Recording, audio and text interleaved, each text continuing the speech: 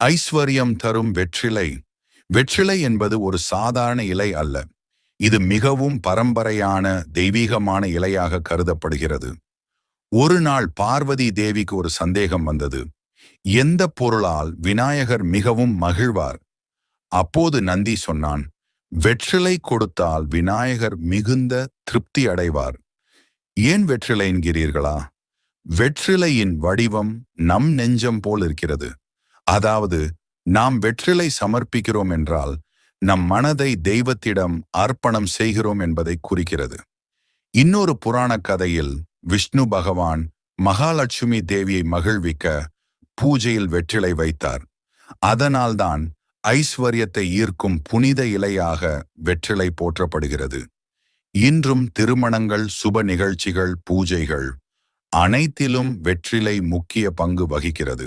வெற்றிலை இல்லாமல் எந்த